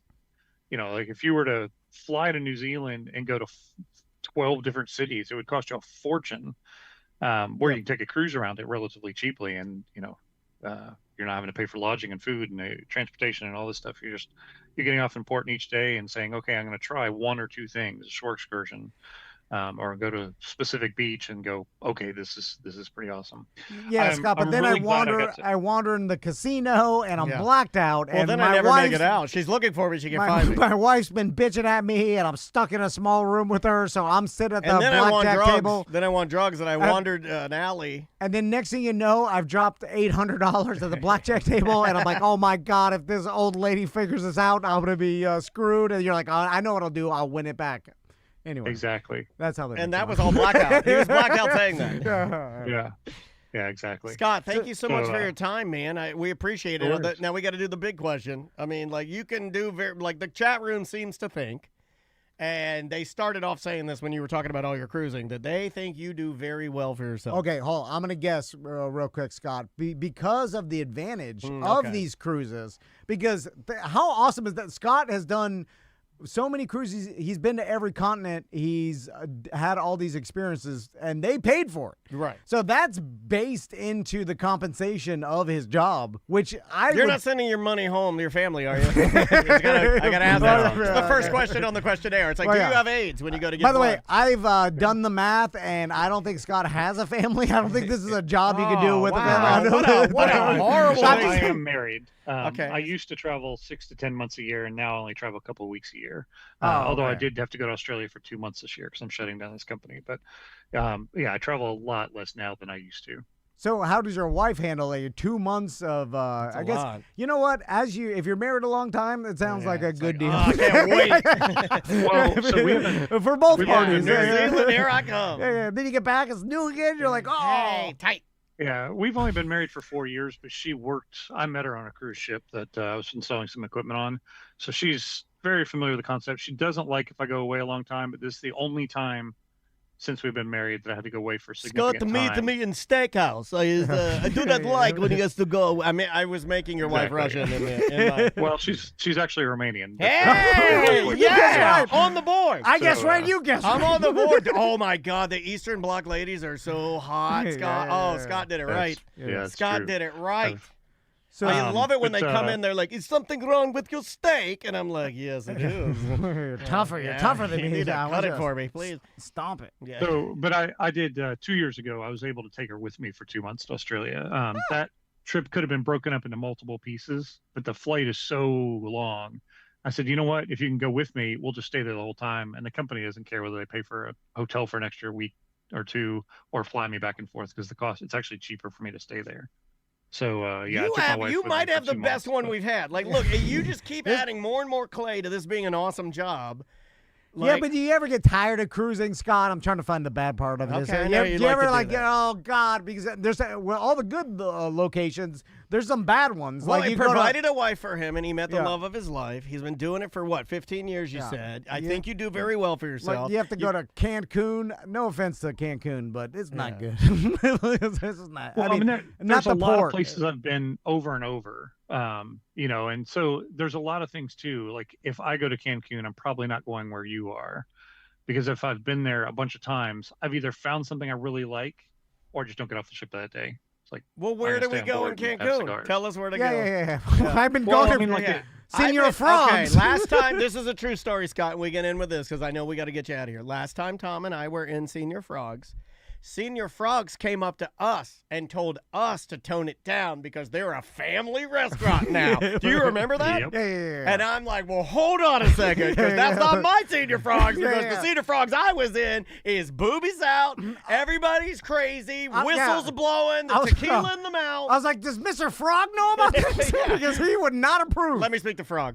Anyway, sorry. I was actually on a cruise that was during spring break, college spring break, and I was doing some work on a ship. And when we left one port, we were still 800 people short, and they were all still Senior Frogs. 800. I love that. So before we go, Scott, give us I don't know. A roundabout. Roundabout. Someone in your position. What are they pulling in? And these awesome benefits. Well, I mean, I don't know if it matters if anybody knows what I make. I make You can do it better than. You can do like a little more than this, or like we don't want to make you that uncomfortable. yeah, But I mean I make more than 120, and I get 5 weeks of vacation a year, and obviously matching 401k. You're making people sad. You're making people want to learn computers. Yeah, you really are. It's too late. It's if too you want to learn late. computers right now, No, do no. AI. They're hiring AI guys for $250,000. No, but you're already in hey. it. They're not going to hire the schlub driving starting right now. Listen to this. He's done I for. can't even do nothing. That I guy's have good no as chance. You're good as dead. Good as dead. I'm dead already. Yeah. Why do you think I'm trying? I'm trying. I'm hanging on by Yeah, like the skin of my teeth. you're far away. No. I'm dead. I'm one bullet. That's all I got. When you hear the robots stomping, when you hear the marching of the robots coming, one bullet right to the skull. That's right. Well, Scott, you have an awesome God, job. you might be the winner. We should keep a tote board like Top Gear did. Yeah. Because I can't- think cruise ship IT back-end repair guy is what I'm calling you. What's the worst part? I think Okay, it's the best job. what's the worst part about your job? Because you said all Dry pretty docks. good. Dry docks are nightmares. Yeah, that's what When back you in go to my dry college dock- days, dry docks were bad. Yeah. news. Is that something with a hooker? I don't know what to explain. Yeah, when it's not Yes, lubed up. It's every dry couple from the years we drug have to- use. Every couple of years, we take the ship out of the water and do maintenance to it. And so when I have to go to a dry dock, and a lot of time I'm there just to babysit to make sure nobody screws up the system or shuts off the air conditioning while it's running, and stupid things like that. The dry dock will be in I was in a dry dock in Singapore earlier this year, and you're in an area where it's 110 degrees out, and you're in a giant black metal box sitting in a bigger black metal box. So it's 110, 120 You know degrees what I on the do? ship. You know And what they I have the do? air conditioning shut off. The food is really, really, really bad. They're jackhammering all night. You can't sleep. It's not a good time. Jackhammering on it. You know what you got to do? They You got to are. pack up, and I believe you. You got to just pack up, and you got to go one thing on your mind. Razor blade show. Dry dock in Singapore. I'm heading straight to the red light district, yeah. and I'm one razor blade show, please, and add a side of ping pong show, please. There's actually in Singapore. There's a cigar speakeasy. Cigars are I bet illegal to there smoke is. inside there. I And bet so there I've is. been to. That's where I end up going there a lot just to get in the air conditioning. I know what you do with cigars. Yeah, I know what you do there. Clinton Yeah, give taught me give me a razor blade, a ping pong, and a Clinton. Yeah. We got to get him out of here. All right, Yeah, Scott, we thank love you so buddy. much for doing a weird job with us. And thank you for telling us so much stuff. Yeah, that was great, man. We appreciate you. You're welcome. All right, see you, Take Scott. care, man. See you. All right, Oh, I that's a feel good- bad. That's a good job. Yeah, that's a great job. Man, that although you probably Still thinking about that razor blade show? where does it go? No one knows. That's what makes it so impressive. I bet Coach Kimlock can figure it out. All right, we'll see you tomorrow. Welcome back to A Corporate Time. Our buddies Jay. Oh God. Let's start that again. Okay, let's do it again. Let's do it Okay. again. I'm not going to let you go down like Listen, that. you know what? I'm leave it 43 in. years old. I'm I'm gonna not letting start. you go down like We're that. gonna start doing this. Yeah, I'm not going to let you okay, sound like that. That's not fair to you. Here we go. In 3, 2. Why are you doing an I can't Asian do it. accent? You can't do that. You cannot do that. How many times have I told you to do that? I just couldn't do it again yeah, because I turn the microphones on. Let's go. you know, because You I can't do that. No, Get a I knew gong. Twitch You was cannot do watching. that. I couldn't be fake. I know, can't be I fake. know, I Like know. I couldn't just do it again and pretend it like I didn't screw it up the first time. Our so I had buddy- to screw it up the second Our time. buddy Jay is here. We're going to talk a little bit of Florida's favorite sport, wrestling. Let's do it.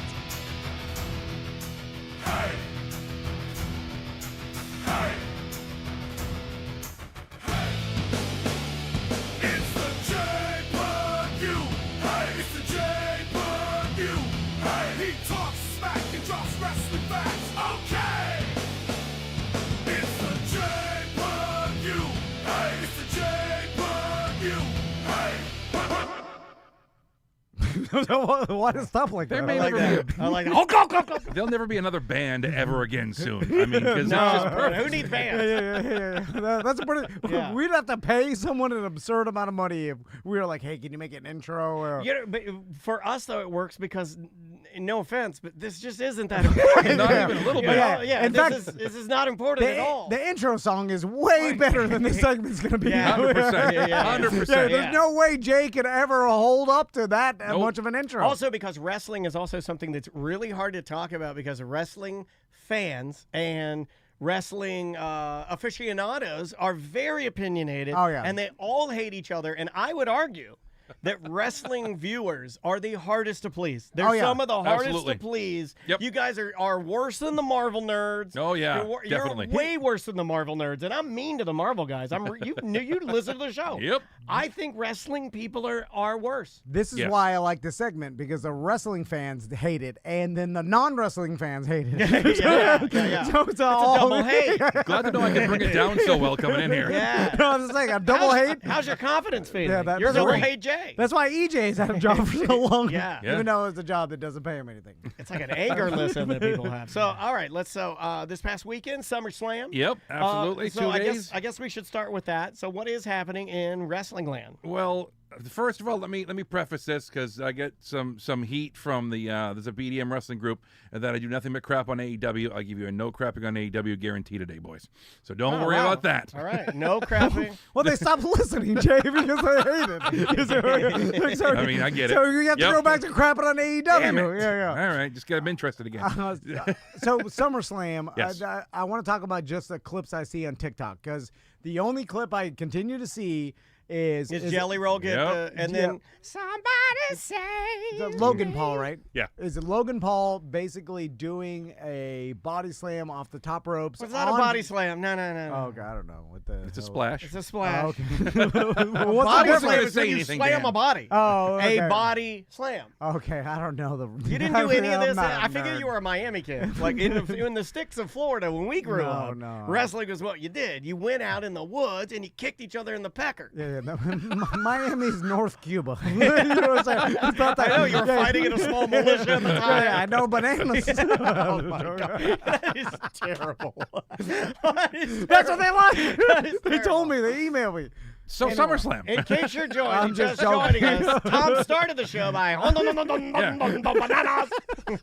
Started off swimmingly. I loved it. It was All right, so fantastic. SummerSlam. We're SummerSlamming. Yes, 2 nights for some reason. I don't know. I mean, granted, they want to put 60,000 people in a stadium 2 nights in a row. 'cause They've it's a been money doing grab. this, right? They've been doing this where they take the pay-per-view that used to be one night, Yeah. and then the way I knew it was starting as like a money grab is when they started making it the weekend, where it's like, hey, come on Thursday night and you can be part of the medal ceremony for Hulk Hogan and and some other wrestler. And then- WrestleMania started. And then you'll do the Hall of Fame, and then we do the dinner with Mean Gene Oakland's Ghost, and then then the next night it's the main event, and then the night after that it's the recap, and it's like, come on. WrestleMania started that, I don't know, 5-6 years ago, doing 2 nights.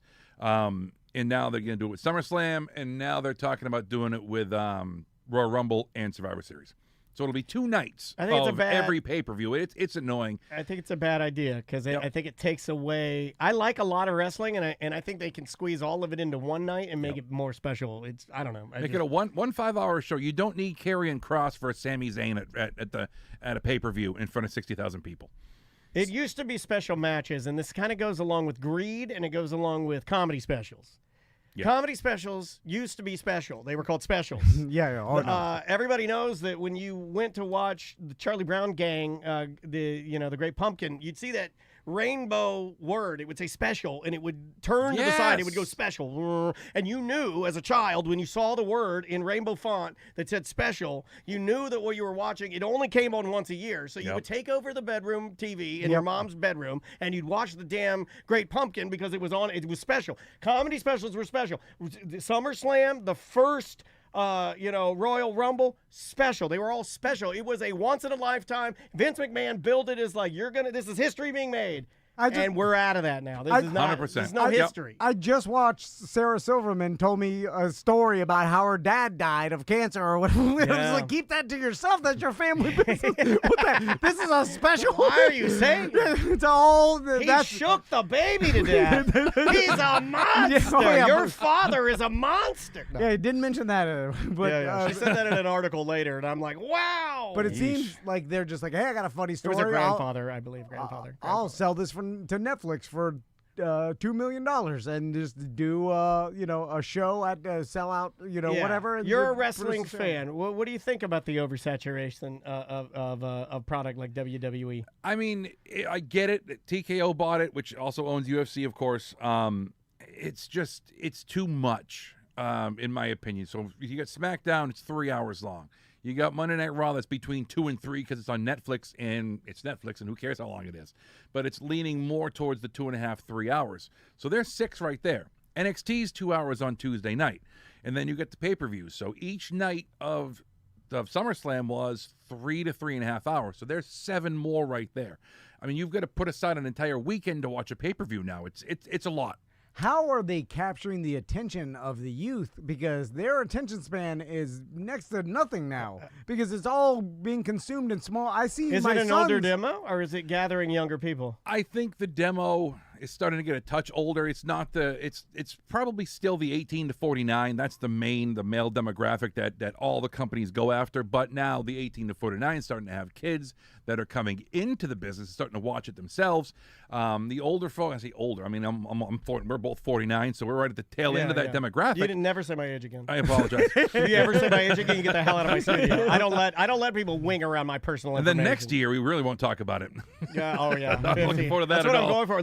Look how crazy I'm going to look at 50. I don't think much is going to change in a year. Well, no. I'm doing a full year of hair and beard, and I Okay. only have. You're doing the Larry. July was 6 months. But you're doing the Larry David. You get old young. Yes. and then you stay old forever. And then 20 years, like, hey, Daniel looked like he did 20 years ago. Yeah. And then right before I die, I cut it all off. You're like, oh, God. You're like, oh, wow. Put it back on. I should have shaved my head like 10 years ago. So, Jay, it's hard for me to believe, like, if my sons were into wrestling, I'd be into wrestling. Mm-hmm. And I'd love to take them to an event of wrestling because they'd have fun. Like, anything they're into, I like spending time with them. I wished, and They're not, though. I prayed that you would get that with your sons, but they are not hillbilly enough. No. They're, No. I think it has to be generational. No, It's like baseball. There's too much Swede in there, and you don't see a lot of Swedes Yeah. loving the But wrestling. you got to start them young, though. 3 years old. Plop them in front of some old stuff. Plop them in front of a TLC match, and Well, they'll go, oh, crap. Yeah. Guess what? They're into the NFL because that's what their old man watches. You Yep. see what I'm Right, saying? You're right. into True. it's Well, indoctrination. they'll be into porno. Yeah. Guaranteed. Guaranteed porno Indoctrination. watchers. My point is, Jay, how are parents like me taking their kids, like 10 and 9 years old, to a 3-hour wrestling match? Because 3 hours they're going to be like bored off their ass at 3 hours. Yeah. And maybe I'm wrong because I haven't taken them to a wrestling match. You think all the kids are are excited the whole time? I'll give you all I've seen recently was Metallica, and the kids are bored, and that's Metallica, and there's Yeah. pyro going off and things flying over, and it was too much. It was these kids had been out there for 5 hours. Yeah, it's the time span. And if you bring them to, let's say, I believe SmackDown's going to be in Orlando late September, if I'm not mistaken.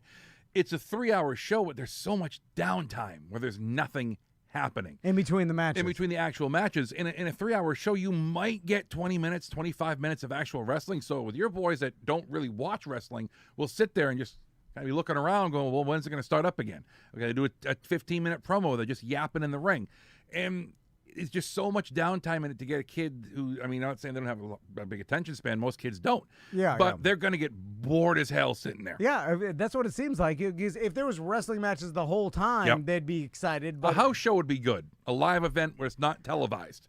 So that's just match. Those are the best. Yeah, So- keeping it fast. Yep. That's how I saw it like that at the Eddie Graham. I am so jealous of that. Now, to I combat missed that- out Only on one that. time. I got one with my dad. God, I missed out on that Yeah. growing up in New Hampshire. Now, Pretty awesome. I'm Yep. sure the the people in the wrestling industry, they're no dummies. Like, they've made a lot of money. They're trying to combat that, and I see them bringing Logan Paul and Jelly Roll and like for a younger audience. That's what Ghost of Manu Bull said. He said the involvement of influencers. Some guy named Kai Sanat did a few spots this year. He has I have no idea who he is, but he got a very high pitched reaction from younger listeners and 100%. viewers. Yeah, Yeah, there you go. I show speed, same thing. The only problem is Okay. the majority of people just watch Logan Paul do a splash onto Jelly Roll, which, by the way, I give Jelly Roll credit Got to. for laying on the table and Well taking done, a Jelly splash Roll. from. I mean, Logan Paul's 250. He's a at big least. dude.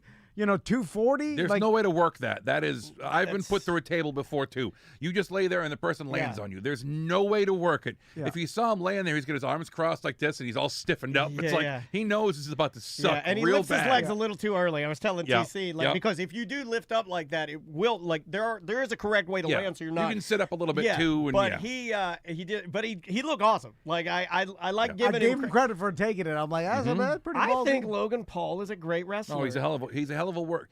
Okay, he can do the moves. Yeah, right? yeah. He's learning the psychology. Okay, When they brought him in the first time, they taught him how to do X, Y, and Z. He did that well. Now he can start putting a match together. Now he can start going with the psychology and actually being a true heel. He's turned into an unbelievable worker in this short amount of time. So I kind of relate this to the X Games, and follow me with this. Yeah. Is like the X Games were obviously huge in the 90s, early 2000s and stuff. But then when the internet and social media, we get exposed to so many awesome tricks, one after one, and compilation videos and stuff, that when you go to the X Games, you want to see the best tricks, and there's a ton of downtime. A lot of walking to the next place, then a lot of heats, and then waiting for the next heat, and then people, and you're like, wait a minute. I wanted the compilation video of the best tricks in the world, and now I'm not getting that. So I feel like in the wrestling world, you see Logan Paul do a splash, and then people are like, oh, I want to see that. And then 3 hours of waiting to see that one splash is like, and the younger audience, I guess, is like, well, I don't want this. I want 3 hours of splash. Yep, there was a 6. 3 hours of splash sounds glorious, man. Right? There was a 6-team tables, ladders, and chairs match. There was 12 guys out there, all just falling through tables and doing all these crazy spots. And it was a 20-minute just car wreck, and it was very entertaining. Before it was Edge, Christian, Dudley Boys, and the Hardy Boys. They would do. There's only 3 teams, so you could do so much. Well, now there's 6 teams out there, so there's 2 teams doing something to each other, while the other 4 just laying on the ground. Then they get up, and they do their thing, and then the next 2 sets of teams get I have and do noticed something that. else. It's and like just, a lot of like guys will be like incapacitated and wandering for a while, and then you'll see them like come back into the I don't like that. Like, where's this guy been for the last 8 minutes? There he is. He was selling on the outside the whole time. Okay. Yeah, I got some info on the demographics of WWE that's actually quite interesting. Did you know that their highest growth reported last year is in that 18 to 49 demo, but ladies make up 36 to 40% of their viewing audience on Monday nights. Huh. Ladies are 40% of WWE's viewing, and the number 1 demo, do you guys want to guess? Tom's really good at these. Where do you think the number 1 age group is? Men 25 to... It's more specific, 50 plus. It is older. Really? Yeah, 50 plus is they're bigger at 30%. Yeah, because they're... So most guys are a little older than me, which would check out. I think that checks out. The nostalgia of when wrestling was at its height. Because when you think about it, 97, 98, Attitude Era, Stone Cold, DX, The Rock, Mankind, all these guys, 97, we were 21 years old at the time.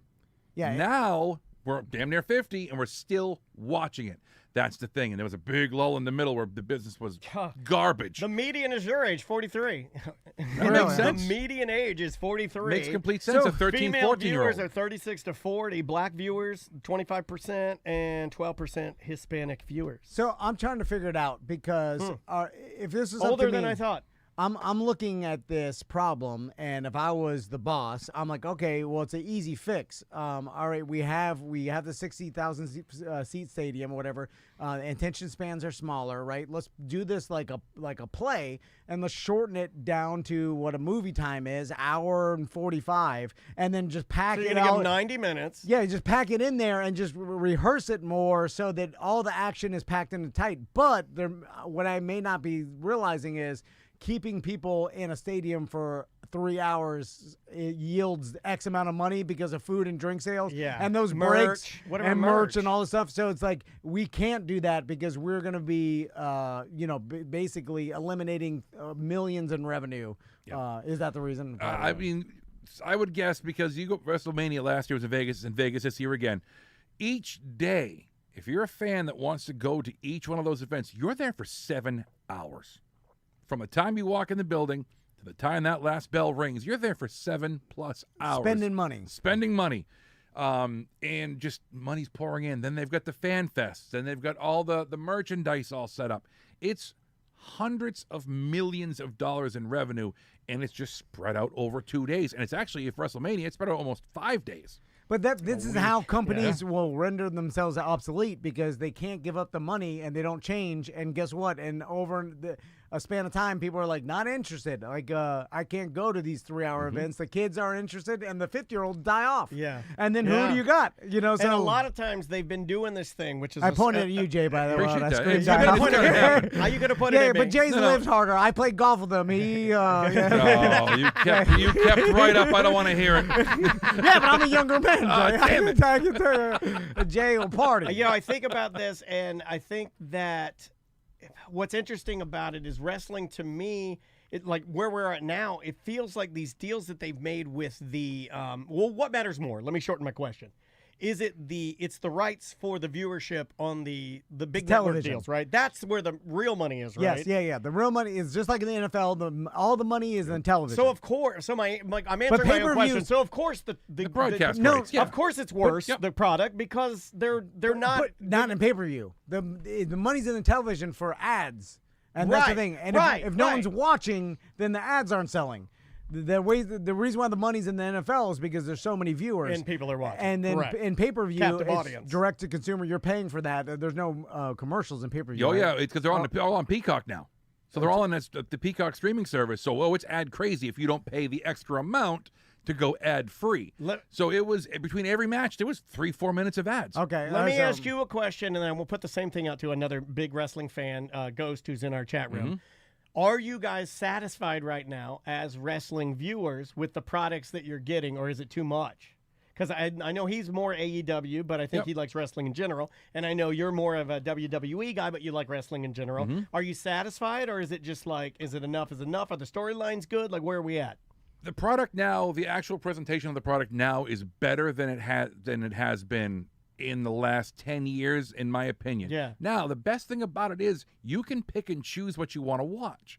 Okay, so let's just say I want to skip Raw Monday night. I don't have time to watch and it. I've been watching NXT. It's all I've been having time for, because it's one of the shorter shows. Exactly. You know, it's a once a week deal, and I'll put it on Maisie and I'll watch some of the ladies wrestling. The women in NXT are absolutely fantastic. They go, right? No, they're some of the best in-ring work female-wise is in NXT. And it means something to Maisie for some reason if I say, hey, they're right up the road doing that. And like you when can go. I tell her, I'm like, hey, they're in Orlando. You know, those girls are in Really? They're in Orlando? But Jay, you've already been indoctrinated into Oh, yeah. wrestling. You'll like it until you die. Of course. Yeah, right. So, How do you get a new guy? So your opinion on it is skewed Or by I can like it indoctrination. more or less. I mean, there was a span in there from probably 01 to about 2010. It was garbage. Yeah, absolute you're right. garbage. I mean, that's not maybe not that exact time frame, but it was terrible. It was tough to watch. So I can choose as a consumer.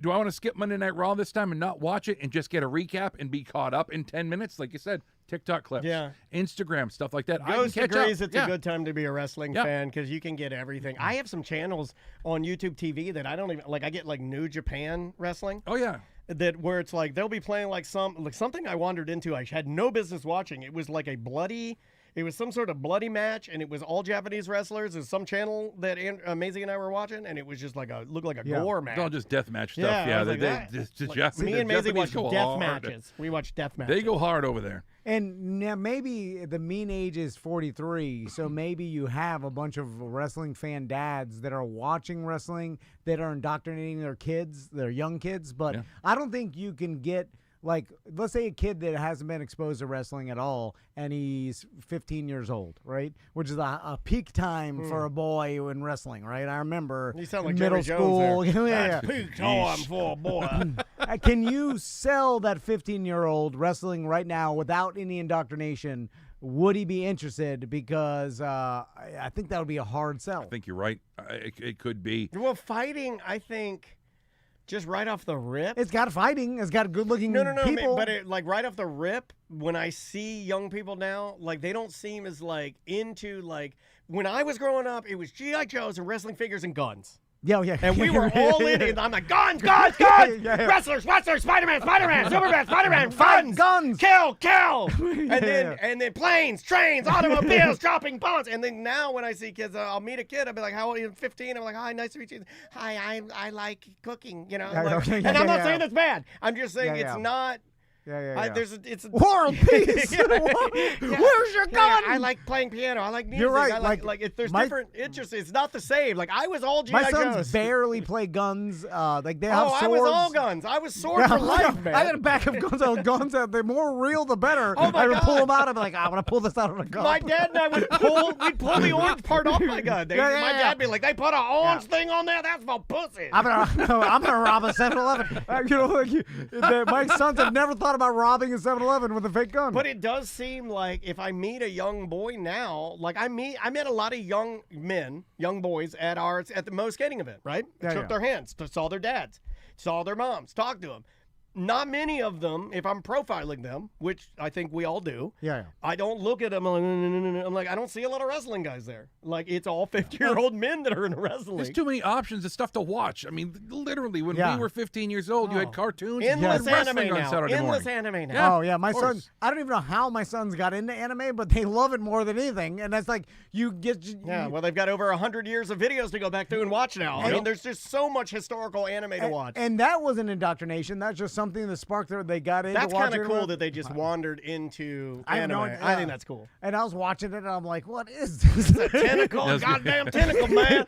I understand, but it's like I'm tentacle like, man jumps on a motorcycle man, a clown man. I'm like, it's no Darkwing Duck. Exactly. But some of that, I mean, they got big, they're chopping their heads off. Let's get some SpongeBob up in here. Sandy Squirrel.